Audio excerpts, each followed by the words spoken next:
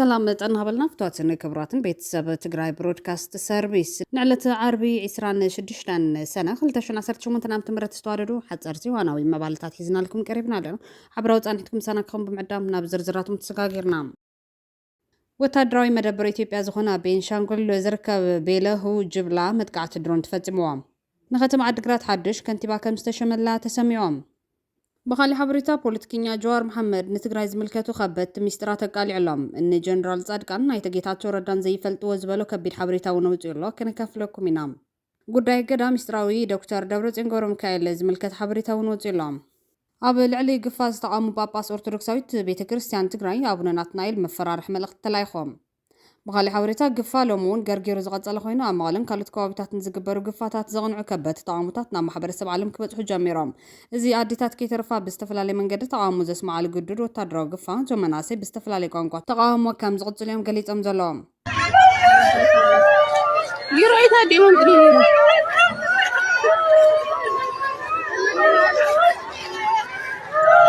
And here in Tigray it is very dangerous to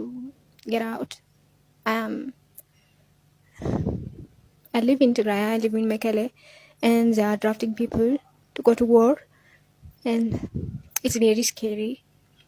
بخالي وغان إرترا بزعواتهم ኣብ ትግራይ ብብልጽግና ክቕተሉ ተዓዲሞም ዝመጹን ንገዛርሶም ዝተቐተሉ ወታደራት ዝምልከት ናይ መርዳእ ሓበሬታ ሂባ ሰራዊት ሱዳን ስትራቴጂክ ድሮን ከም ዘውደቐ ኣፍሊጡሎም ካብ 12 ክሳብ 20 ሚልዮን ዝኾኑ ሰባት ዝሳተፉሉ ንላዕለዋይ መራሒ ኢራን ነበር ኣያቶላህ አሊ ካሜኒ ዝግበር ዝኽሪ ብሓዚኡ ኣዘራራቢ ኮይኑሎ ነዚኣቶም ካልኦት ተገደስቲ ምዕባልታትን ሒዝና ኣለና ምስ ትግራይ ብሮድካስት ጥንሖም بقدامنت نختم عدقرات حدش كنتبا كم استشملات تسميهم اي تمنبر نقص كنتبا كتم عدقرات كوين تباهيلو لام اي تمنبر نقص فلما وانا محدارك فلكتما قدامو يانا لحرد ما نبرا محدارك فلكتما عد حق زنور مخانو منتفليتوم سراويت سودان استراتيجيك درون كم زودات فليتوم FH-95 استراتيجيك درون اب كتما يبيد كم زحمش شوها بقال سراويت سودان بزوج مسل ያረጋግጡሎም ካሊ ሰበር ዜና ድማ ወታደራዊ መደበር ኢትዮጵያ ዝኾነ ቤለሁ ጅብላ መጥቃዕቲ ድሮን ተፈጺሞም ኣብ ኢትዮጵያ ክልል ቤንሻንጉል ጉሙዝ ዞባ ሶሳ ወረዳ ኩምሩክ ፍሉይ ቦታ ቤለሁ ጅብላ ወታደራዊ መደበር ኢትዮጵያ ናብ 26 ሰነ 2018 ነቋጽራ ገዛው ግሕለይቲ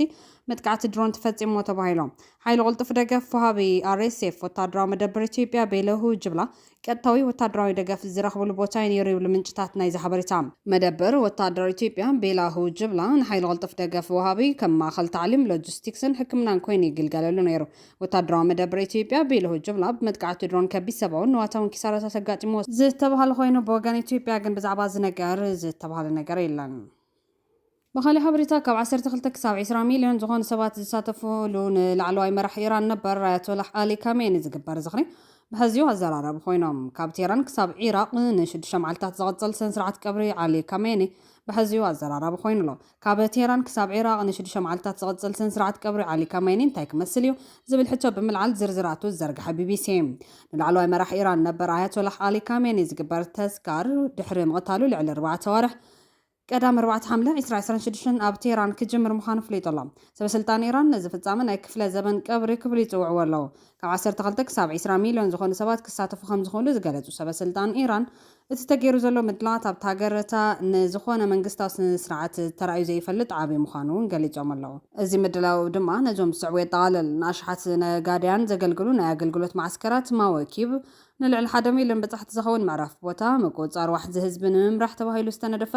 بمأخلاي تهران زحلف كورنا متاب تهران زمدبرو كان دخفال سراويت إسلاموي حلوة سورة زخونك كفل سراويت محمد رسول الله نسرحيت مرحلام متزرزر بوليتيكا هايمانوتن تتنزلو عبيت سبات سكاير وقعزو بعضزيلو علتخرات كاب زكاة والقدات حادك خون تثبيت يقبار قال يوم تعذب ترماتهم كاب تسنسرعت سترف سبات لك خمتهم زمزوا قداس نت كلهم كم زغالي قالتهم كاب حيالو هاقرات زمزو فلوطات والكسبات نابنت بريزيدنت ستات قداموت منيسترات عبالات بايتون منيستراتن كساتف مخانم سبا سلطاني قالتهم لعل شمون تميت زخون غازطኛታት ወጻድማ ነዚ ፍጻመ ከጽብጽብዎ ተጽቢት ይግባር ሰበስልጣን ኢራን ምስ ምልክት ዕማኾ ኢድ ተሰኒ ዝቐረበ ክንትንስ ኣለና ዝብል ጭርሖ መለለይ ናይ ስነ ስርዓት ቀብሪ ገይሮም ኣለዉ ትንሽ 6 መዓልታት ዝቕጽል ስነ ስርዓት ብቐዳም ንጉስ ሰዓት 6 ብናይ ተኸባቢ ኣቆጻጽራ ኣብ ቴህራን ኣብ ዝርከብ መስጊድ ኢማም ኮመኒ ሞሳላ ክጅመርዩ በጻሕቲ ድማ ክሳብ ሰንበት ድሕሪ ቀትሪ ናይ መወዳእታ ክብሮም ክገልጹ ይኽእሉ እዮም ሓለቓ ክፍለ ሰራዊት መሐመድ ረሱላላ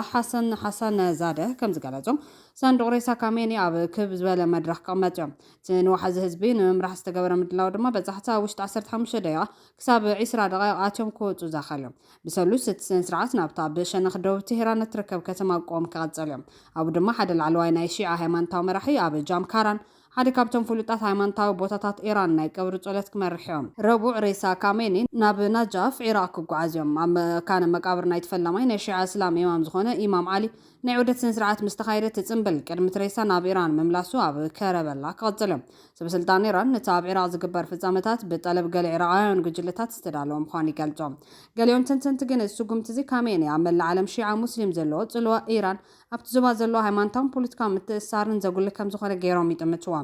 ሚኒስትር ጉዳያት ወፃኢ ኢራን ኣባስ ኣራግቺ ነቲ ምድላዋት ንምትሕባር ናብ ባቅዳድ ዝበፅሐ ብዛዕባ እቲ ምስልያዊ ኣገዳስነት ናይ ተቐብሪ ተዛሪብሎም ሓሙስ ካሜኒ ኣብታ ዝተወለደላ ከተማ ማሽሃድ ኣብ መካበነ መቃብር ኢማም ረዛ ሓመድ ኣዳም ክለብስ እዮም እዚ ቦታ እዚ ናይ ተሻምናይ ናይ ሺዓ እስላም ኢማም መቃብር ኮይኑ ኣብ ዓመት ብሚልዮናት ዝቑፀር በጻሕቲ ዝስሕብ ኣዝዩ ኣገዳሲ ናይ ጉዕዞ ቦታ ኢራን እዮም ናይ ሓዘን ስነ ስርዓታት ኣብ ኩላት ሃገር ን4 መዓልታት ክቕፅል እዮም እቲ ናይ ተስካር ፍጻመታት ድማ ክሳብ ቀዳማይ ዓመት ናይ ቀብሩ ክቕፅል ተወጢኑ ኣሎ ቀብሪ ካሜኒ እስላማዊት ሪፐብሊክ ኣብ ትሕቲ ከበድቲ ፖለቲካዊ ማሕበራዊ ብድሆታት ኣብ ትርከበሉ እዋን ዝካየድ ዘሎ ኣብ ስነ ሓሳባዊ ፖለቲካዊ ስርዓታት ዝካየዱ ቀብርታት መራሕቲ ሃይማኖታዊ ጥራሕ ዘይኮነስ ፖለቲካዊ ዕላማታት እውን ከም ዘማልኡ ተንተንቲ ይገልጹ ገሊኦም ነዚ ስነ ስርዓት መንግስቲ ኢራን ሓድነቱ ንምርኣይን ትራኸቡ ንምድልዳልን ከም ዝጥቀመሉ ዕድል ገይሮም ይርዎም እዚ ድማ ነቲ ድሕሪ ካሜኒ ዝመጽእ ስርዓት ንምርግጋዕን ነቲ ተተካዩ ዝኾነ ወዱ ሞጃታባ ደገፍ ንምሃብን ሙስሊያዊ ተራ ክጻወት ይኽእል እዮም ካልኦት ግን ከም ዝበለ ሰፊሕ ናይ ህዝቢ ምንቅስቓስ ጥራሕ ነቲ ዓሚቕ ፖለቲካውን ማሕበራዊ ፍልያት ክፈትሖ ከም ዘይኽእል የጠንቅቖም ነቲ ስነ ስርዓት ሰፊሕ ምድላዋት ይግበር እኳ እንተሃለወ መጃታባን ኣሕዋቱን ኣብ ቀብሪ ኣቦም ክሳተፉ ድዮም ኣይፋልን ዝብል ሓዊሱ ሓያሎ መሰረታዊ ሕቶታት ገና ኣይተመለሱን ደቂ ካሜኒ ካብቲ ናይ ዝሓለፈ ዓመት ናይ 12 መዓልትታት ውግእ ጀሚሮም ኣብ ቅድሚ ህዝቢ ኣይተራዩን ብተወሳኺ ብ28 ለካቲት 2026 ብሰንኪ ዝተፈጸመ መጥቃዕቲ ሰበይቱ ሓዊሱ ሓያሎ ኣባላት ስድራ ቤት ከም ዝተቐተሉ ዝገልጹ ጸብጻባት ስዒቦም ብዛዕባ ጥዕና ሞጃታባ ዘሎ ዘይረግፅነት ገና ኣይተመለሰን ብሰሉስ 30 ሰነ ጸሓፍ ናይቲ ዘተሓባብር ኮሚቴ ዓሊ ኣኽባር ፖርጃማ ሻድያን ብዛዕባ ምስታፍ ሞጃታባ ዝውሰድ ዝኾነ ይኹን ውሳነ ብቤት ጽሕፈት ጠቕላላ ኣዛዚ ዕጡቕ ሓይልታትን ላዕለዋይ መራሕን ክግለጽ ምዃኑ ሓቢሮም እቲ ካሊእ መልሲ ዘይረኸበ ሕቶ ድማ ነቲ ናይ ቀብሪ ጸሎት መን ክመርሑ እዩ ዝብል እዮም ኣብ ባህሊ ሺዓ እዚ ተራዚ ሃይማኖታውን ፖለቲካውን ረዚን ትርጉም ክህልዎ ይኽእል እዮም ገሊኦም ተዓዘብቲ ድማ ሞጃታባ ኣብ ቅድሚ ህዝቢ ምቕልቃሉ ብዛዕባ መጻኢ መሪሕነት ኢራን ምልክት ከም ዝሃበ ገይሩ ክትርጎም ከም ዝኽእል ይገልጹ ብኻሊ ወገን ኤርትራ ብዛዕባቶም ኣብ ትግራይ ብብልጽግና ክቕተሉ ተዓዲሞም ዝመጹን ንገዛ ርእሶም ዝተቐተሉ ወታደራታት ዝምልከት ናይ መርዳ ሓበሬታ ይቦም እቲ ካብ ኤርትራ ተዋሂቡ ዘሎ ሓበሬታ ኣብ ኩናት ትግራይ ካብ 2020 ክሳብ ሎሚ ዝተሰውኡ ሓርበኛታት ኣይንገርን ዝብል ሕቶን ወቃስታትን ዝምልከት ምላሽ ምዃኑ ዘመልከተ ኮይኖም ስለምንታይ ክንገር ዘይተደለየ ዘመልክት እዮም ኤርትራውያን ደገፍትን ተቃወምትን መንግስቲ ኣብ ውሽጢ ሃገርን ግዳምን ዝነብሩ ኩሎም ወለዲ ኣባላት ሓይልታት ምክልኻል ኤርትራ ብዛዕባ ህላውን ኩነታትን ናይቶም ኣብ ኩናት ዓዲ ጓና ዝተሳተፉ ደቆም ዝኾነ ሓበሬታ ተሓሪሞም ከብድም ሓዊፎም ይጽበዩ ምህላዎም ክገልጹ ጸኒሖም እዮም ብፍላይ ተቃወምቲ ህዝቢ ክሳብ ዛ ሰዓት እዚኣ ብዛዕባቶም ናብ ኩናት ትግራይ ብግዲ ዝወፈሩ እሞ ናብ ሃገሮም ብሰላም ተመሊሶም ዝተባሃሉ ኣባላት ሓይልታት ምክልኻል ደቁ ደሃይ ሲኑ ከም ዘሎ ክገልጹ ጸኒሖም እዮም ሰራዊት ኤርትራ ናብ ሃገሩ ተመሊሱ ካብ ዝበሃል እንዳሓር ወለዲ ንህላወ ደቆም ዝምልከት ዝናእሰ ሓበሬታ ተሓሪምዎም ገና ኣብ ሸቓሎት ከም ዝርከቡ ዝበዝሑ ኣባላት ናይተን ካብ ኢትዮጵያ ተመሊሰን ዝተባሃሉ ኣሃዱታት ሰራዊት ኤርትራ ናብ ስድራ ቤቶም ይኹን መቐርቦም መልእኽቲ ደሃይ ከይሰደዱ ተኸልኪሎም ከም ዘለው ስድራ ቤታት ደቀን ብሂወት ምህላዎምን ኣበይ ከም ዘለውን ንምርግጋጽ ይጽገማ ከም ዘለዋ ብፍላይ ኤሬሳት ዝተባሃሉ ማዕኸን ሓበሬታ ኣመልኪቱ ነይሩ እዮም ኣብ ኩናት ዓዲ ጓና ናይ ዝወደቑ ደቀን መርደብ ዘይወግዕ ክፈልጣ ዝኻላ ስድራ ቤታት ኤርትራ ንቡር ሓዘን ከይገብራ ጓሄን ኣብ ውሽጥን ክሓባ ይግደዳ ምህላዋን ኣብ ዝሓለፉ ሰሙን ምንጭታት ኤሬሳት ካብ ውሽጢ ዓዲ ሓቢሮም ነይሮም ኢሎም ዕረፍቲ ደቅኽን መነጊርክን ብኸመይ ፈሊጥኩም እናተባሃሉ ብኣባላት ስላይ ህግደፍ ናይ ዝንገላትዑ ወለዲ ቁፅሪ ይዛይድ ብምሕላዎም ሓያሎ ስድራ ቤታት ሓዘንን ንግዳም ከየውፃ ይሕመሳን ቁርባብቲ ብኸውሊ ጥራሕ ክበፅሕዎን ይራን ከም ዘለዎ ዝተረኸቡ ሓበሬታ ዘረዳም ኣብቲ ኩናት ዝወፈሩ ኣባላት ሓይልታት ምክልኻል ኤርትራ ናብ ስድሮም ይኹን ቤተሰቦም ቴሌፎን ይኹን ደብዳቤ ከይልኹ ደቂቕ ምክትታል ይግበረሎም ምህላው ዝሕብር ምንጭታት ተወጊኦም ኣብ ሕክምና ክበፅሑን ብስራሕ ናብ ከተማታት ክንቀሳቀሱን ዕድል ካብ ዝረኸቡ ኣባላት ሰራዊት ብዝርከብ ሓበሬታታት ጥራሕ እዩ እቲ ናይ ገለ ወገናትን ዕረፍትን ኣበየ ህላወን ዝፍለጥ ዘሎ ዝብል ሓበሬታ ዘርጊሖም ብፍላይ ድማ ስለ ህዝቦምን ዓዶምን ዝተዋድቑ ጀጋኑ ኣባላት ሰራዊት ትግራይ ኣመልኪቱ ኣብ ትግራይ ዝተገበረ ስነ-ስርዓት መርድእ ጀጋኑ ሓርበኛታት ትግራይ ምስ ተነገረ መንግስቲ ኤርትራ ካብ ህዝቢ ኤርትራ 85,000 ኤርትራውያን ንምንታይ ኣብ ዘይመልከቶም ኣብ ትግራይ ኣቲኻ ኣጥፊኻዮም ንዝብል ሕቶ ኣቐዲሙ ንምክልኻል ነቲ ህዝቢ የዕግበለ እዩ ዝበሉ ሓድሽ ፈጠራ ትግራይ ኮ እንደዚ ተሰዊኦም ዋና ብዝብል መታለል ኣጀንዳ ተሰጋጊሩ እምባሩ ናይ ሽዑ ፀብፀባት የመልክቶም ኣብ ፅንተታዊ ኩናት ትግራይ ልዕሊ 80,000 ኤርትራውያን ወታደራት ከይተቐተሉ ከም ዘይተርፉ እዮም ዘይወግዓውያን ፀብፀባት ዘመልክቶም ብዛዕባ ዝወግዓዊ ምላሽ ክህብ ትፅቢት ዝግበረሉ መንግስቲ ኤርትራ ኮይኑ ድሕሪ ዳርጋ 5 ዓመታት ግን ኣብ ዝቕንያት ብምርበበት ሓበሬታ ኣቢሉ ዝወፀ ብዛዕባ መርድእ ናይዞም ኣብ ዘይምልከቶም ኩናት ተጠቢሶም ዝተረፉ መናእስያት ዝምልከት ሓበሬታ ግን ከም ዝብል ምላሽ ይብሎም ብዛዕባ እዚ ኣብዚ እዋን ብዛዕባ ኣብ ኩናት ትግራይ ዝተሰዉ ሓርበኛታት ኣይንገረን ዝብል ሕቶን ወቀሳሳትን ይቀርብ ምህላው ኩልና ንፈልጡ ሓቂዮም ተኾነ ግን ምክልኻል ብተመሳሳሊ ልምዲ ኣብ እዋን 20 ሰነ መስዋዕቲ ብፆቱ ንህዝቢ ከርድ እንተኮይኑ ቅድሚ ዝሓዙ ዕላማ ብዝግባእ ክዛዝምን ካብ ድፍዓት ክምለስን እዩ ዘሎ ኩልና ከም ንዕዘቡ ዘለና ኩናት ትግራይ ባስ ድማ ምስ ልበጣ ስርዓት ብልጽግና ናይ ኣሰላልፋ ለውጥ መፅዩ መልክዑ ቀይሩ ይክብሉ እዮም ኩናት ስለ ዘይተወደን መልክዑ ስለ ዘይቀየረን ተዓቢጡ ክጸንሕ ከም ዝተወሰነ ኣነፂሮም ዘለዎም ሓበሬታ ወሲኹ ብልጽግና ንሻዕብያ ትንፋስ ክሃብካ ምውጋህ ንዑ ኣታሃርሙና ኢሎም ንሓይልታት ትግራይ ገማሚዖም ወሎ ዝብል ኮይኑ ወሲኹ ድማ ነቲ ክፋል ግማዕ ሰራዊት ትግራይ ሒዙ ሓይልታት ምክልኻል ኤርትራ ብማሕበራት ወታደራዊ ስልያን ወኪል ሃገራዊ ድሕነትን ኣቢሉ ቅድሚ ዝኣገረ ዝረኸቦ ጥንሰ ሓሳብ ናይ ትእከይ ፍሕሶ ብንቕሓት ገናዚቡ ንሱ እውን ተንፋስ ክሃበ ንስርዓት ብልጽግና ኣብ ስሩ ኣሽን ከይቐበረ ኣብ ዝባና ዘሎ ናይ መጋባርያ መስራዓት ከይበጣጠሰ ካብ ተልእኾ ክምለስ ኢልካ ዘይሕሰብ እዮም 5 ዓመት ይውሰድ ክንድኡ ይድገም ድማ ተወሳኺ ዋጋ ዝሓትት ዕዮ ኣብ ቅድሚኡ ክሳብ ዘሎ ብዛዕባ ምንጋር ስዋዕት ዝህቡ ከሉ ስነ መውገት ኣይክህሉን ይበማል ክሳብ ምስ ብልጽግና ዘሎ ግጥም ዝውዳእ ምንጋር መርድእ ኣብ ትግራይ ዝተቐተሉ ኤርትራውያን ከም ዘይህሉ ረጋጊፆም ዝኾነሉ ድማ ሞራል ናይ ህዝብን ሰራዊትን ንምዕቃብ ከይኮነ ኣይተርፍን ተባሂሉ ይግመት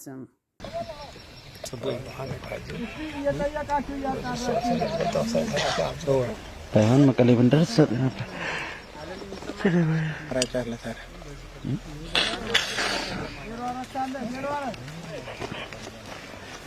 ከተገናኘንበት ጀምሮ ነው ጀምሮ ይወደግ ዝባል እዚያ ይችላል ረፍሩ እዚያ አይኑ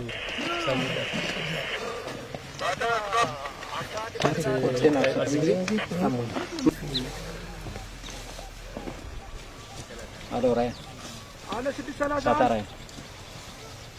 ሳታራይ አሎ ባዶ ባዶ ራይን ባዶ زودة الحمد لله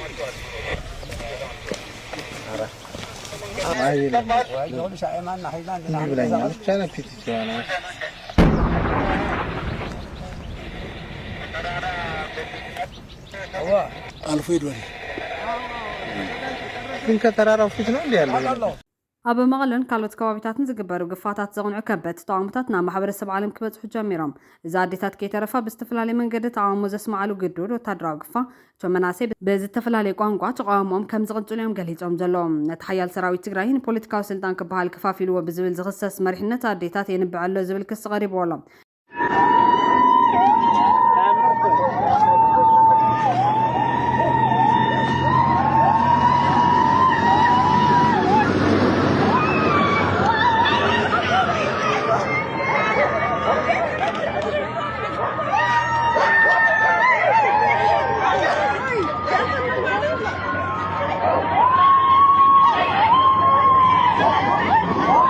ንጥምረት ሓይልታት ጽንተት ዝመከተን ክበታተኑ ዝገበረ ሓያል ሰራዊት ትግራይ ድሕሪ ስምምዕ ፕሪቶርያ ብሕማቅ ፖለቲካዊ መሪሕነት TDF-ን TPF-ን ኣብ ዝብሉ ዝተዓጠቑ ሓይልታት ካብ ምክፍፋል ብተወሳኺ ካብ ክልቲኡ ወጻኢ ዝኾነ ንገዝኡ ዝተመለሰ እውን ቁፅሩ ዘይናዕ ኮይኑ ካሊእ ብዙሕ እውን እግሩ ናብ ዝመርሖ ከም ዝተሰደደ እዩ ዝነገር ኣሎ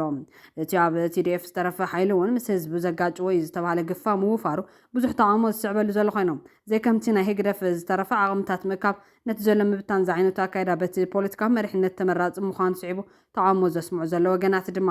እናገፈፍካ ኣድዩ እንተደኣ ኣንቢዕኻሉስ እንታይ ከውሕስ ይሙ ምሳኻ ክስለፍ እንታይ ክከላኸሉ ክዕጠቐልካ ዝብል ሕቶ ብምልዓል መንግስቲ ኢና ኢልኩም ንክተኣምኑ እኮ ዝተበተነ ህዝብና ድሃዩ ንምግባር ናብ ማዕቆቢ ቦታታት ዜርኩም ህዝብኹም ተጽናዕንዑ ዝፈረሱ መሰረተ ልምዓታት ንምጽጋን እቲ ብወረቐትን ዓለምን ዝጠፍእ በጀትኩም ናብ ስራሕ ክተውዕልዎ በብኸባቢው ናብቲ ካብ ጽንታ ተሪፉ ምስ ቁስሉን ሓድሽቲ መከራታትን ዝኽርተት ዘሎ ህዝቢ እናኸድኩም ተስፋ ክትብዎ ትኽእሉ ነርኩም ኢኹም ብልጽግና ኣምሓርኛ ስለ ዝዛረብኩ ኣይኮነን ጸላይና ኮይኑ እተን ትገብርዎን ዘለኹም ስለ ዝገበረን በር ዝብል ተቃውሞ ኣብ ልዕሊ መራሕቲ ቀሪብሎም መንፈስ ቃልሲ መንእሰይ ትግራይ ኣባውን ጽንተት ሎምን ኣዝዩ ዝተፈለየ ካብ ምዃኑ ሓሊፉ ክሳብ ገለ መናሰይ ብዝተወደበን ብትናጸልን ኣብ ልዕሊ መራሕቶም ጸቕጢ ክግበር ብቋንቋ እንግሊዝኛን ሓዊስካ ብብዙሓት ቋንቋታት ጎስጓሳት ዝጀመርሉ ኩነታት ተፈጢሩሎም መንእሰይ ትግራይ ኣባውን ጽንተት ምስ ህዝቡ ብዘይገለ ቅስቀሳ ወፂኡ ተጋዲሎም ዕሸላት ከይተረፈ ዕድሜኹም ኣይከኣልን ተባሂሎም ይምለሱ ነይሮም በዚ ዘይተስማዕምዑ ዕሸላት ግና ደድሕሪ ሰራዊት ይስዕቡ ነይሮም ኣዴታት ኣቦታት እንደቆም ጥይት ብግንባርኩም እምበር ብሕቆኹም ከይወቅዖኩም ዝብል ሞራል ናዕጠቑ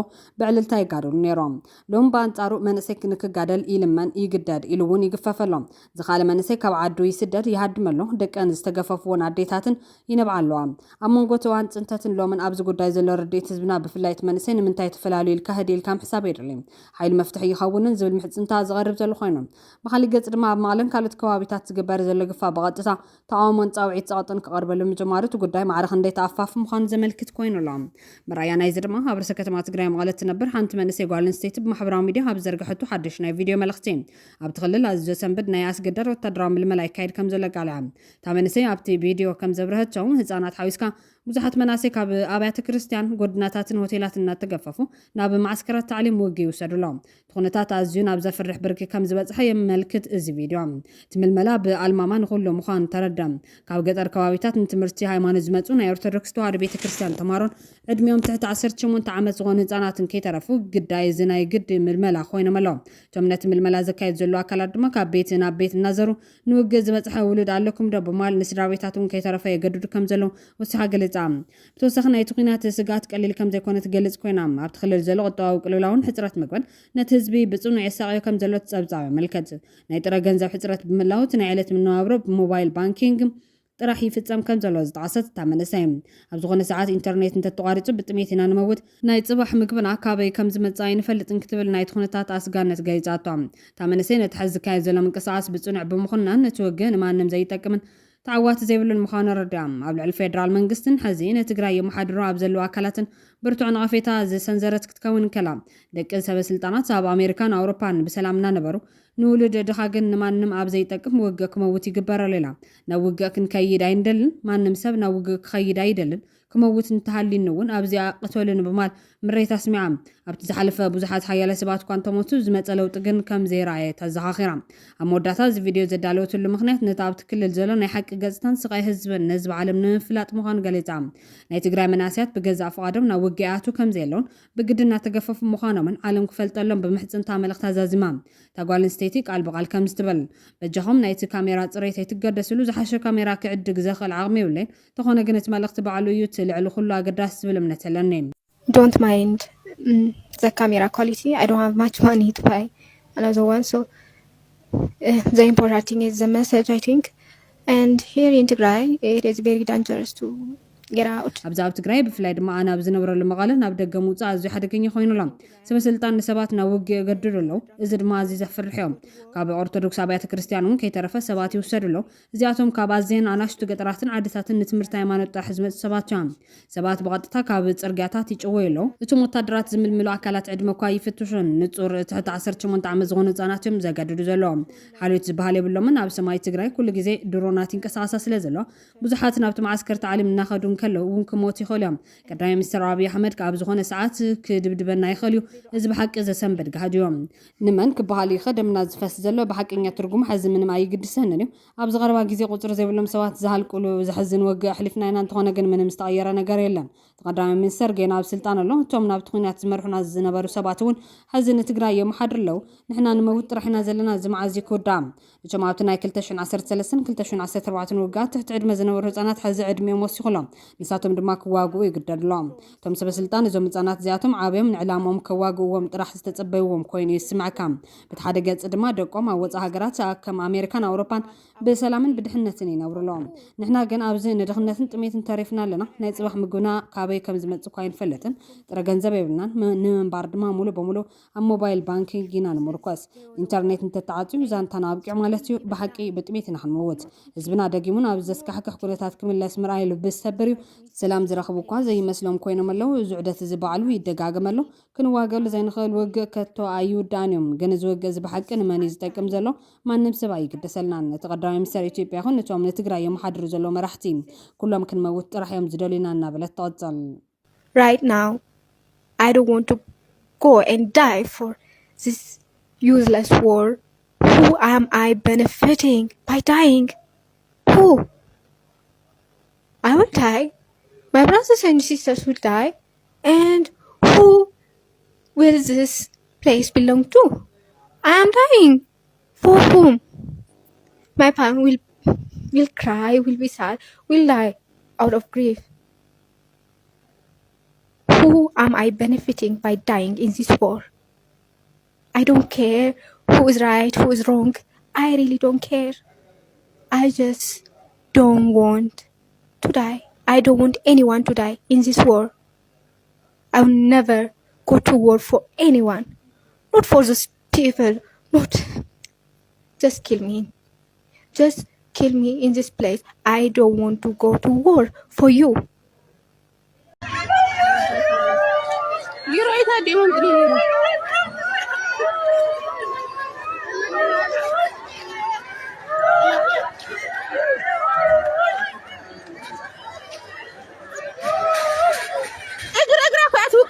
مصوات لي خلص اجري ما يلزم اقول لكم قد يوم لا اللي تاكلوا ندير اورارا نيران إذا كم زيلن كلوا على الباباس أرثوذكساويت بيت كريستيان تقرأ أبونا ناتنايل مفرارح قريبهم أو أمريكا زمدبرو زارا ميديا نيتورك قبل على بوت أبونا ناتنايل مفرارح زرقي حلام أصلا داتا ميديا زخونة غازتين ستالين قبل سلاسي أبونا ناتنايل أب كربوان أبا تقرأ أبا كريستيان كي ترفز كايزلو قدر وتدرج فمناسي دوك بالمتوع مكاس وملو ستالين قبل سلاسي بتقولنتهم قدر دقفا مناسي دون كبل قبل على قدست بيت كريستيان زقبر مت تابوليتكا كبقعن يدوم زتو أكلات كسحبون مزرابهم نهاي منطوي أبوتنتهم بتقولنتهم من زتنكف نمفرح ملغ تحلف لهم بزيد ما بتقولنتهم أبرناتنا إلا واشتغلت معلتاتي غرتان تزيلهم قبل عليهم حدقا كسعب كم زغالي غازتين ستالين قبل سلاسي فرارحهم ليكا باس أرثوذكساويت بيت كريستيان تقراي زغونو بوزا أبرناتنا أبا تقراي زكايزلو قدر قفادو كبل ناباوي ملغتن متحاسبن كم زاروي فلاتهم دحر زاويتهم وينقن تقفا مغالا قارقيرو كم زلو يتسمعهم سلازي زقفا زبهال نقر كونة تباهيلو تي اب تግራይ ዝካየድ ዘሎ አልሲ ዘይመልክዑ በመሓዝ ጸሎሎ በመልካይ ካሊ ራዕድን ሽበራ ነው ትግራይ ንምፍጣር ተገበረ ወፍረናይ ጸላቲ ትክክል አይኮነ ሕወሓት ቀደም ገፊፎ ይፈልጥ ሎማ ይገፈፈ የእሚኑ ይዘጋድል ናይተና አተኻ ተምሃሮ ሙሳት ተምሃሮ ምግፋፍ ይረአ ከም ዘሎ ንሰምዕን ንርዳእን ኣለና زمن درق دو تمليش يخون يلون تمليس حاسب جميل ما يسمع زلمدو زي اتم يوم زغلغلون زي اتم يوم زحشن يلو يدو سديدو بزحات تمهارو بشحات زوصر تمهارو ناب كوينات وسيدو كم زما قدم بزح هيوت ቤተክርስቲያን ከም ዝጠፋ ኣብ ዘመን ናዝ ተመዝገበ ታሪክ እዩ ይኹን ዳ አንበር ንሱ ዳ ከም ይሕሰብ እንበር ግን ንሱ ግን በዚህ መልክዑ መንግስቱ ኸጽንዕ ይካለን ቃል ሰውን ተሕይለ ይካለን ኮታስና ውድቀዳ ተቀላጠፈ እንበር ሕዘወን ተኾነ ዝምልከተኩም አካላት ኣብዛ ሃለኹም ሃለው ኣብዛ ዓላዋ ስልጣን እርከን ሃለው ታሕተዋይ በዘይ ይገድስ ኢድኩም ካብ ቤተክርስቲያን ልዕሉ ኢዳትኩም ካብ ደቀ መዛሙርትና ልዕሉ ሰብ በዘይ አመነሉ በዘይ ተረድኦ መንገዲ كدفعن كجففن أجابي كونن وأجرنا إدنا نتبلعنا سؤالنا نرزل لنا عيننا سكابزنا قرينا سؤالنا نرزل لنا سلازي تمهرونا بأجابي بسرعته كم مهرود الله ومبر نازي عالم زي آمن الله علامة بجديته بدولنا نتوقع بخالي نتفرارحو كافتا معقوبة ختمانا إلهم زحزوا بيت كريستيانهم بقد خلقوا يقبر الله أوزي أستوافركم أكلات إلكم سحبوا ناي أبناتنا إل زربا أنا مسيهم يغريتات كل خونو بوزيديهم قصلوا قوامة إلهم طريق قبلهم صانحوا كريم خلت مع 3 ساعات خنومنا فتلورك ون أغريبا أبز حالة قفا يلن إلى قفا يلن بروباغندا إيو إلى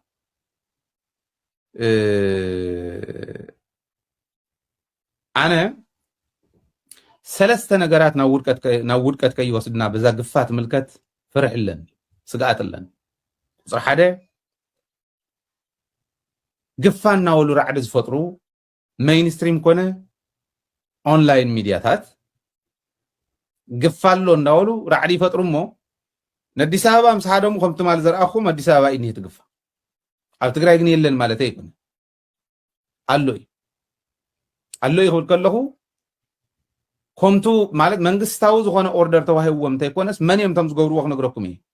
قنت وانا نعنا سقعت زغانا النازلو قفا اللو ناول رعد زفترو سبات ناو أفصلائي نخدو منعسي ناو أفصلائي نابصلائي نخقربو نابلعيهم نخقربو يقورو ومال إزي خودو قناي خقود عناي كالاي قفالو سلز بحال علوون سلز غونا حدا بوتاتات سلز اللو زي سرحو زلو نتقمم يلوم ويكعا تلقوخ هالليوم رعد زفترو سبات اللوين عبد أبياتات تفلالي تاوي ولا مقالي اللوين دقم كي يقففوهم ولا مستتحزو سوسنا جنزب زهبو علو شبت اللني غير رمز اللي سبنا عيك حتى النخلي شبت اللني مرتو عنهن جنزب زهبو سكع 5 شح كفيلم دقم كي يقففو بقى خي تقربوهم دحر عزيلم مس بوليس ديو مس زقفف زلنا يقبلي ديو سراداد اسبات علني يا ايتواطن وردتي زي وردتي كالي تاريخ تግራይ ቀይሮም እእሚንካ ንመንነትካ ንኽብርኻ ብሙሉእ ዓቕሚ ብውሕሉል መስርሕ ብሙሉእ ሕልና ከይቃለስ ነተሰብ ካብ እእሚንካ ምቅላስ ናብ ገፊፍካ ምቅላስ እንተተሳጊርና ታሪክ ኢና ነበር ይስለን ወያነ ማለት ታይ ማለት ዲ ሕወሓት በዓላት ማለት ሰራሓትሉ ቆይ ዓደዳ ጸላኢና ንኾን ዘለና تمالي حوحات مالت مناسي اميناس ناب فنجي نخرج صغيرة نسهم فنج رقيتكم سونتكم تتبتينو تقراي ناس اخذوا وصيه يلوم امينهم اي انا حيش نسغا كاوزينا وزيخ تساغر تخلي خاطواهيلو انا خاطو زبل وسانه فقداديمهم زاتو زنور مناسي تامن زنبرت ናብ ካሊ ሓበሬታት ተጋጊርና ፖለቲከኛ ጀዋር መሐመድ ንትግራይ ዝምልከቱ ከበት ሚስጥራት ተቃሊዑ ጉዳይ ገዳም ሚስጥራዊ ዶክተር ደብረጽዮን ገብረሚካኤል ዝምልከት ሓበሬታውን ወፂሎም ጀዋር ኣብ ሳልስተ ኣብ ኢትዮጵያ ዝመርሕ ዘሎ ሰልፍ ብልጽግና ብዝቀረባውን ኣኺባ ማእከላይ ኮሚቴ ኣብ ከተማ ኣዳማ ከም ዘካየደን ዝተፈላለዩ ውሳነታት ከም ዘመሓላለፈን ወጋዑ ከም ዝገበረ ይርስዓን ብልጽግና ብዛዕባ ኣኺባ ዝምልከት ኣብ ወጋዑ መርበብ ሓበሬቱ እኳ እንተዘይረጋገፀ ኣኺባ ከም ዝተካየደ ዝገልጹ ጸብጻባት ግና ይቅልቀሉሎም ብመሰረት ገለገለ ዘይተረጋገጹ ጸብጻባት ብልጽግና ሕገ መንግስቲ ክቀይር ምሕዳር ከተማ አዲስ አበባ ድሬዳዋን ምሕዳራውያን ክልላት ክገብርን ፖሊሲ መሬት ክቀይርን ኣብ ኢትዮጵያ ዘሎ ስርዓት ድማ ካብ ባይታዊ ፓርላማ ናብ ክፋል ፕሬዝደንታዊ ክቀይራ ከም ዝወሰነ ይነገራሎም እዞም ውሳነታት ናብ ተግባር እንተተቀይሮም ኣብ ፖለቲካዊ ስርዓትን ምሕዳርን ኢትዮጵያ ዓበይቲ ለውጥታት ከምጽእ ዝኽእል ምዃኑ ይመነሎም ማርሽ ቀያርን ሓደገኛ ውሳነን ማእከላይ ኮሚቴ ብልጽግና ፒፒ ናብ ናዝሬት ኣዳማ ኣብ ዘካየደ ኣኺባም 5 ማርሽ ቀያርታት ዝኾኑ ውሳነታት ከም ዝወሰነ ዘነጸርዮም እቶም ውሳነታት እዞም ዝስዕብዮም ቀዳማይ ምምሕዳራት ከተማ አዲስ ኣበባን ድሬዳዋን ባዕለን ዝኻላ ክልላት ክኾና ካልኣይቲ ስርዓት ካብ ፓርላሜንታዊ ናብ ክፋል ፕሬዝደንታዊ ክቀየር ሳልሳይ ትሕዝ ዘሎ ውዳበ ክልላት ፈሪሱ ጂኦግራፊያውን ቁጠባዊ መሰረት ዝገበረ ሓድሽ ውዳበ ክልላት ክጣየሽ ራብዓይ መሬት ናይ ውልቀ ንብረት ክኸውን ሓምሻይ የተሕገ መንግስቲ ሙሉ በሙሉ ክቀየር ወሲኑ ዝተባሃለ ኮይኖም ብብልጽግና ዝተሓሰቡ መዋቕራዊ ለውጥታትን ኣብ መጻዕድል ኢትዮጵያ ዘለዎም ጽልዋን ግን ከቢድ ምዃኑ ተገሚቱ ኣሎ እዚ ውሳነ እዚ ሰነ 2018 ዓ.ም ድሕሪ ዓወት ሸውዓይ ሓፈሻዊ መረፃ ኣብ ከተማ ናዝሬት ብማእከላይ ኮሚቴ ፒፒ ዝተወሰነ እዩ ትገዛ ሰልፊ ብልጽግና ፒፒ ኣብ ዝቐረባ ግዜ ኣብ ከተማ ናዝሬት ኣብ ዘካየዱ ኣኺባ ቅዋም ሙሉ በሙሉ ንምቕያር ነቲ ብሄራዊ ፌደራሊዝም ብጂኦ ኢኮኖሚያዊ ውዳበ ንምትካን ነቲ ስርዓት ናብ ፕሬዝደንታዊ ንምቕያርን መሬት ድማ ናይ ውልቀ ትሕዝቶ ንምግባርን ምውጣኑ እዞም ተሓሲቦም ዘለው ለውጥታት ሃገር ለ30 ዓመታት ክትምርሐሉ ዝጸንሐት መሰረት ብሔራዊ ፌደራሊዝም ሙሉ በሙሉ ዘፍርስዮም ፖለቲካዊ ሳዕቤን ዝስጉምቲ እዚ ነቶም ናይ ዜግነት ፖለቲካ ዘንጸባርቑ ወገናት ዝሕጉስ ክኸውን ከሎ ነቶም ናይ ብሔር ፖለቲካ ሓይልታት ድማ ናብ ናይ ህልውና ቃልሲ ዘበግስዮም ቁጠባዊ ሳዕቤኑ መሬት ናይ ውልቀት ሕዝቶ ምዃኑ ነቲ ናይ ነጻ ዕዳጋ መዋቕር ሃገር ናብ ዝለዓለ ብርኪ ዘሰጋገረን ናይ ወፃኢ ወፍሪ ኢንቨስትመንት ዝስሕብን እኳ እንተኾነ ነቲ ሓረስታይ ካብ መረበቱ ከይመዛበል ዝከላኸል ጽኑዕ ሕጋዊ ቀይዲ እንተዘይሃልይዎ ግን ሓደገኛ እዮም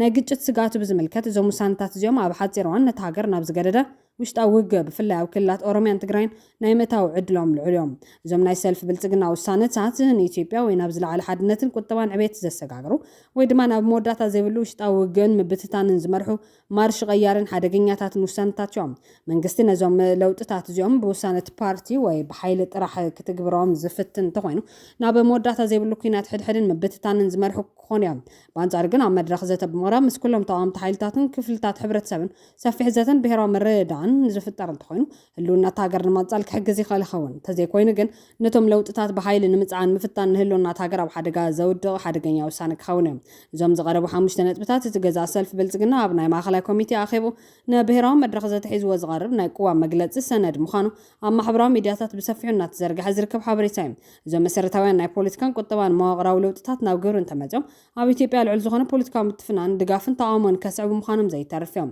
ኣብዚ ጉዳይ ተደሪኹ ጀዋር መሓመድ ምስ ቴድሮስ ጸጋይ ቃል ምሕተት ዘካየደ ኮይኑ ምዕራባውያን ብቆልዑ ክነግሩና ስለ ዘይደልዩ እምበር እቲ ሃገር ከም ዝፈረሰት ተረዲእዎም እዩ ዝበለ ኮይኖም ኣብዚ ቃል ምሕተቱ ወሲኹ ዝበሎ ትግራይ ናብ ኢትዮጵያ ዳግም ትጽንበረሉ ዕድል ከም ዘብቅዕ ተዛሪቡ ዘሎም ጀዋር መሓመድ ካሊእ ዝወፅኦ ሚስጥር ኣብ ልዕሊ ኣኽረርቲ ዝተባሃሉ ብዶክተር ደብረጽዮን ገብረሚካኤል ዝመርሑ መራሕቲ ሕወሓት ዝተነበረ ማዕቀብ ኮይኑ ነቲ ናይ ኣሜሪካዊ ነገዳ ምስ ትግራይ ዝተኣሰረ ይኮነን ንትግራይ መትሓጃ ወይ ዕርቡን ገይሮም ብዛዕባ ትግድብ ህዳሰ እዮም ጻጢ ዝገብሩ ዘሎም ካብ ጎኒ ግብፂ እዮም ዘሎም ንሕወሓት እገዳ ብምግባር ንኣብይ ድማ ኣብ ጉዳይ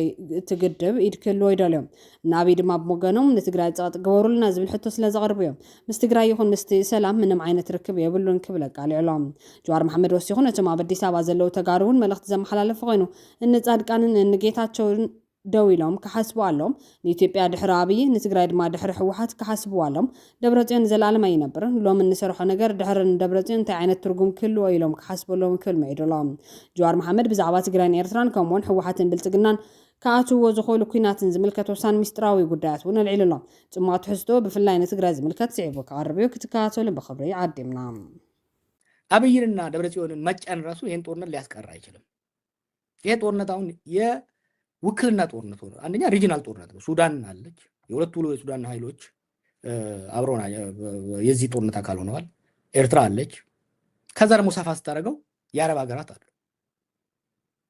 ጥሩ ጀምረው ነበር እኮ አሜሪካኖቹ አንድ ጊዜ ደብዳቤ ሲጽፉ ለሳውዲው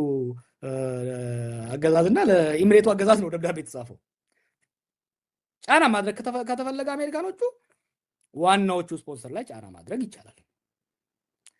አይ ዶሜስቲክ ነው የምናደርገው ከተባለ ደግሞ በቀጥታ ጦርነቱ እየተሳተፉ ያሉት ኃይሎች ላይ ፌር በሆነ መልኩ ጫና መፍጠር ያስፈልጋል ያ ብቻ አይደለም ቴዲ ለሰላማችን ውጪ ላይ ማየቱን ትንሽ ቀነስ ብናረግ ሳይሻል አይቀርም አይ አም ኖት ሪሊ ኮንቪንስድ ስለ ሰላማችን የዛን ያህል የሚጨነቁ አይመስለኝም አሁን ምክንያቱም ፕሪቶሪያ ታሪካዊ ስምምነት ነበር አሜሪካኖች በሙሉ አቅማቸው ገብተውበት እንደ ጋራንቶር የገቡበት የተኩስ አቁም ስምምነት ነው ዩሮፒያን ዩኒየንም እንደ ኦብዘርቨር ነበርበት ነው ያ ስምምነት ተዳክሞ እስኪ ጠፋ ድረስ ዝም ብለው ጠብቀው ይሄ እንግዲህ 2022 ነው አይደለም 2022 ነው 2023 2024 ይሄ ጦርነት እየበሰለ እየመጣ ባለበት ወቅት አይተው ያለ ሰው የለም ኮምፕሊትሊ ኢግኖር ነው ያደረጉት እስከ 2020 በፊት እንደምታውቀው በመጀመሪያው ትራምፕ አስተዳደር ለአብይ ተሰጥቶት የነበረው ሲግናል ነበር አይደል ያመጣውን ውድመት እናቃለን አካባቢውን ጠቅላላ በእሳት ሊያያይዝ የሚችል አይደለም ወይ ማለት ሱዳን ካለው እንከተላዋለን ከሚሉት ፖሊሲ ጋር እንዴት አሰናስለውት ነው የኤርትራ አሁን ኤርትራ ላይ ያለው ሁኔታ ግብጽ የብሔራዊ ደህንነት ጉዳይ ነው ብላ ዲክሌር አድርጋለች ባለፈው ከጸዳለን ጋር ስናነሳው ነበር በነገራችን ላይ አሁን እኔ ሪትም እና ቴምፖ ላገኘለት አልቻልኩም አሁን እያደረጉ ያሉትን ነገር ለምን እያደረጉ ነው ለምን ግብ የሚለውን ላገኘው አልቻልኩም። ለዛ ነው ማለት ዋስ ከሆነውንም ብለው ምንድነው የምታየው ከአጠቃላይ ቀጣናው ላይ ካለው ፖሊሲ አንፃር የተስማማ ትርጉም የሚሰጥ ነገር ትመለከታለህ ወይ ልልን? I don't think ፖሊሲ ያላቸው አይመስለኝም to be honest ኢትዮጵያ has become the afterthought እኔ ያው ህዝባችንን ዲሞራላይዝ ላለማድረግ ነው እንጂ ትፈርሳለች ብሎ ኮንክሉድ ያደረጉ ነው የሚመስለኝ። በቃ የማኔጅመንት ማኔጅ የማድረግ እንጂ ሪዞልቭ የማድረግ ጉዳይ አይደለም። መፍትሄ ያገኛል ብለው አያስቡ። ብዙዎቹ አሁን ትግራይ ወደ ኢትዮጵያ ተመልሳ ኢትዮጵያ አካል ሆና ትቀጥላለች የሚል ተስፋ የላቸውም፣ ደምድመዋል። ሶ ማኔጅ የማድረግ ነው ማኔጅ ዲስኢንቴግሬሽን አይነት ነገር ውስጥ ነው የገቡ ያሉት እና እንደዛ ይላሉ፣ ያሳያሉ፣ ይነጋገራሉ። ታውቀው ነገር አለ? አዎ ከ11 ሰዓት በኋላ እሺ ፈታ ብለህ ስትናገር ብዙ ነገሮችን ታያለህ እና ምክንያቱም እኛ ጋር አሁን ኢንቮልቭ ያደረጉት ለግብጽ ብቻ ነው። ኢትዮጵያ ላይ አቴንሽን ያለበት ለአሜሪካ አስተዳደር ስለ ኢትዮጵያ በተናገረ ቁጥር ትራምፕ አይታ እንደሆነ ከግብጽ ጋር አያይዞ ነው የሚናገረው።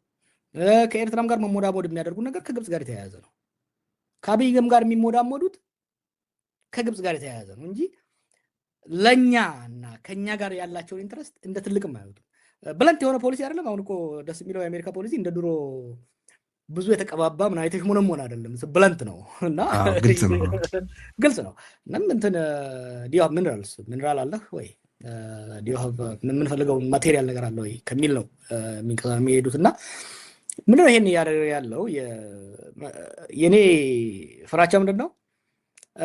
ቅድም ያነሳው ይሄ የሚያደርጓቸው አንዳንድ ሲምቦሊክ ስቴትመንቶች እና አብይን አሳብሮ ለጦርነት እንዳይገፋቸው እሱ ልጠይቅህ ነበር። ለብልጽግና ስለሰጠው ሲግናል ምንድን ነው የምታውቀው ልልህ ነበር። ሆፕፉሊ እንግዲህ አይ ዶንት ኖ እንግዲህ ይከብዳል፣ ከድሮ ተምረዋል ለማለትም ይከብዳል። ሚስቴክ ሲደጋግሙ ስለምታይ ያኔ አንድ አምባሳደር ነበረ ትዝ ካለ የአሜሪካ አምባሳደር ከአብይ የበለጠ ትግራይን የመደቆስ ፍላጎት ነበር። ገና ሀገር እንደገባው ነው አግኝቼው ስንከራከር የነበረው እስከ መጨረሻው እስክታሰር ድረስ ከራከረው ነበር እና በቀላል በጣም ሲሰጡ የነበረው ሲግናል ከጎነናል ሂድና ደቁስ ነው እና ማክሮይነር ናቸው ሬይነር ነበር ያኔ ነበረው እና ሲግናሉ ሚስሬድ አደረገው፣ ገባበት። ልክ ገብቶ ሲቀረቀርበት እዛው ጠመዱት። የዲፕሎማሲ እንትኑ ሽፍት አደረገ ማለት ነው። ሶ አሁንም ቢሆን አንደኛ ይሄ ጦርነት እንደያኔው ቀላል አይሆንም። ህወሓት ተዳክሟል። አዎ የትግራይ ህዝብ ጦርነት አይፈልግም። አዎ አይፈልግም። ግን ይሄ ጨዋታ ኳሷ በደብረጽዮንና በአቢይ መካከል ብቻ አይደለም የምትሆነው። ኢሳያስና ሱዳን ብቻ አይደለም የሚደመሩት፣ መዓት ኃይሎች ነው የሚደመሩት። ከዛ በኋላ እንታረቅ ብን ራሱ ላይፈቀድልህ ይችላል። ሶ አሁን የአሜሪካኖቹ ሲግናል ዳሜጂንግ ነው። ይሄንን በነገራችን ላይ ከጻፍኩትም ውጪ በቀጥታም ኤክስፕረስ አድርጌዋለሁ። ኢትስ ዘ ሮንግ ሙቭ። ወይ ሁለቱንም መገሰጽ ብቻ በቂ አይደለም። ይሄው መፍትሄ ብለው አንደኛ ስፔሻል ኢንቮ የላቸውም። ለአምባሳደሩ ብቻ እኮ አውትሶርስ አድርገውታል ጉዳዩ እና አትዋጉ ማለት እኮ በቂ አይደለም። ይሄው የሰላም መፍትሄው አሁን ፕሪቶሪያን የዩሮፒያኖቹ መግለጫ ራስ እኮ የሚያስቅ ነው። ኢትዮጵያን ሽግግር ማኔጅ እንዲያደርግ ኃላፊነት የወሰደው ጠቅላይ ሚኒስትር ነው፣ አብይ አህመድ ይባላል። በወለጋም ላለው ችግር፣ ጎጃምም ላለው ችግር፣ ትግራይም ላለው ችግር ሜይን ሬስፖንሲቢሊቲ የአመራር ኃላፊነት የወሰደው አካል ነው። በዚህ ንስማማ። the buck stops with the guy on the top። ሌሎቻችን የፖለቲካ ኃላፊነት ሊኖርብን ይችላል፣ ምክንያት ልንሆን እንችላለን። ዋናውን ሰውዬ ከኃላፊነት ነፃ አድርገህ ሌሎቹን ለመተቸት በጣም ከባድ ነው። እኔ የትግራይ ኤሊት ክራይሲስ ውስጥ ገብቷል። የእርስ በርስ ያላቸው ሽኩቻ እውቀታቸውና ብስለታቸውን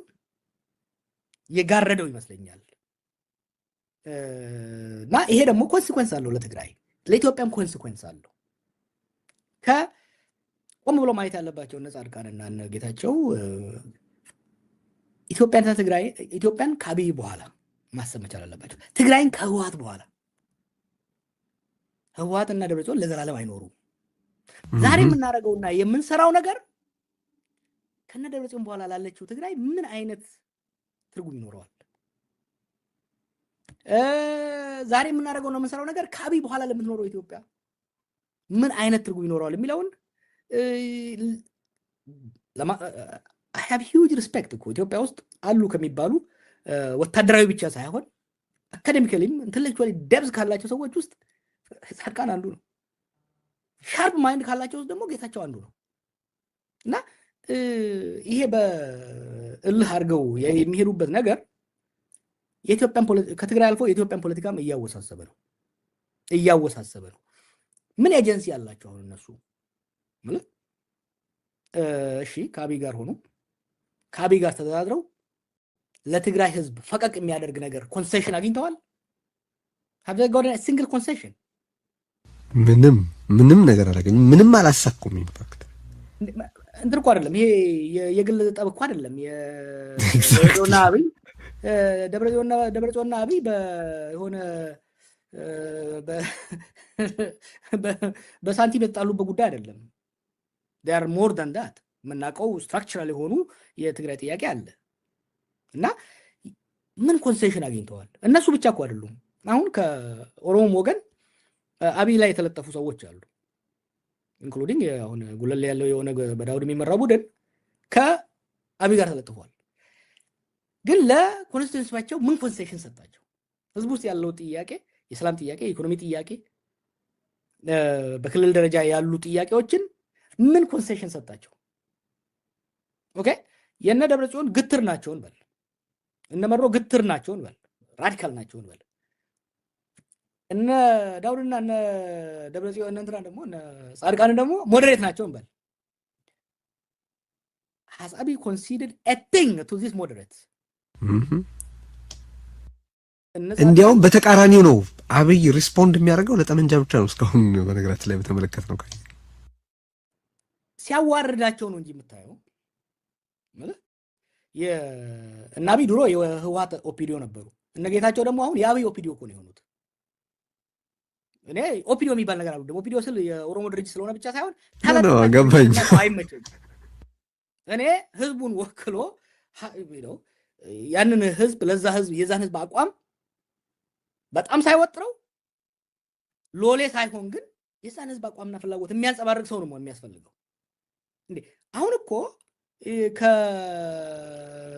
ከአብይ ጎን ጌታቸው የሚናገሩ ኮንሽ ማለት አይናገሩ it has become like weird እና ምንድነው እንትን ፈጠሩ አላስፈላጊ በእኛም ላይ ታሱ ጫራ ያመጡ መጣኩ። ምክንያቱም እንደዚህ ትላንት ሲዋጉት የነበሩ ሰዎች እንደዚህ ያሞጋገሱት እናንተ ደግሞ ወንድማችሁን ትቆጣላችሁ ምናምን እየመጣ ነው ሄደው ብለ አጌንስት አሁን ነፃ ጻድቃን ደርግ በአገሪቱ ውስጥ አንድነት አልፈጠረም ለማለት በተለያየ ጊዜ ከሚያነሳቸው ነገሮች መካከል በወቅቱ የነበሩትን ተቃውሞዎች ነው which he was part of ማለት ትግራይ የነበረውን እንቅስቃሴ ኤርትራ ውስጥ የነበረውን እንቅስቃሴ ከዛ በኋላ ያሉ በተለያዩ አካባቢዎች ያሉ የጸረ አገዛዝ እንቅስቃሴዎችን ተመልክቶ ህዝብ አልተቀበለውም ለማለት ይጠቀምበት ነበር። ኦሬዲ ተቃውሞ ገጥሞታል፣ ከየአቅጣጫው ትግል ተፋፍሟል ለማለት። አሁን ትግራይ ያለችበት ሁኔታ ያውቃል፣ አማራ ክልል ያለበት ሁኔታ ያውቃል፣ ኦሮሚያ ያለው ሁኔታ ያውቃል፣ ቤንሻንጉል ያለው ሁኔታ ያውቃል፣ ጋምቤላ ያለው ሁኔታ ያውቃል። ራሱ ከዚህ በፊት አብይ አህመድን የከሰሰባቸውን ብዙ ነገሮች ተመልሶ አሁን መጥቶ አብይ አሁን ስለ ትግራይ ስለተናገረ ነው እንጂ ኮሱ እያለ ያለው በየትኛውም ቦታ ጸረ መንግስት የሚካሄድ እንቅስቃሴ ትክክል አይደለም ነው እያለ ያለው። በነገራችን ላይ ጻድቃን ቃል በቃል ነው ነገር ማለት ይሄ መንግስት ያልፈዋል ብዬ አስባለሁ፣ ግን ከወደቀ ምን ይሆናል ብዬ አስባለሁ ሁሉ ይላል። እና እውነትህን ነው። አንዳንድ ጉዳዮች ከምን በምን ስሌት በምን አእምሮ በምን ስነልቦና እንደሚነገሩ ራሱ በጣም ነው ግራ የሚገባኝ።